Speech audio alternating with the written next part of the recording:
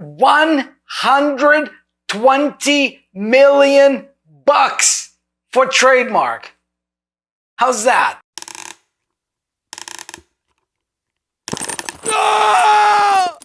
Hi, I'm Andrei Mincov, the founder of Trademark Factory, and in this video I'm going to share my thoughts about yet another trademarking screw-up. This time around, it's Palm Restaurant getting a verdict for $120 million for trademark infringement.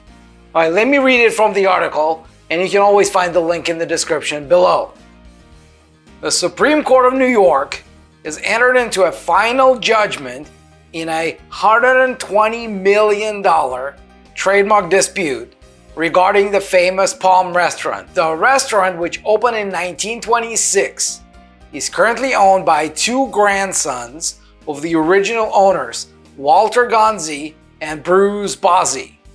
They own an 80% stake in the company that owns the Palm name, with their cousins owning the remaining 20%.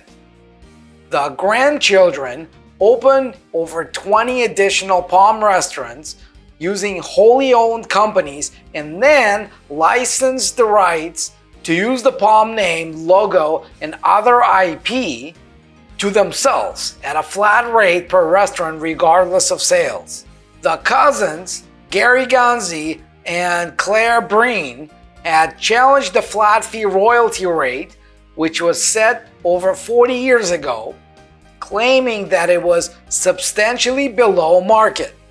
The Supreme Court of New York agreed with the cousins, ruling that a royalty should be based on a percentage of gross sales. New York Supreme Court Justice Andrei Mincov has now annulled all Palm restaurant licenses as having been products of a textbook example of fiduciary misconduct. So what that means is when you're supposed to act in the best interests of the company because you're part of the company, because you're positioned with the company, but instead of that, you're acting in the best interests of yourself.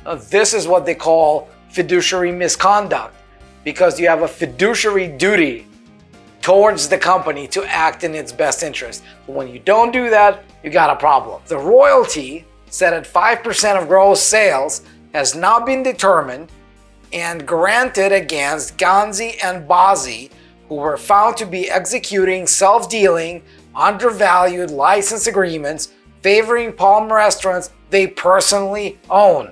So over $119 million has been assessed against Yancey and Bozzi. Now, you can finish reading the article yourself. Here's what I want to say. Anybody can open a restaurant. New restaurants pop up all the time. And some of them have owners that treat their brands more seriously than others. Some of them actually want to build something out of that brand. They want to build something out of that business.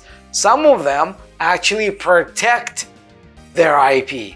Some of them monetize their IP.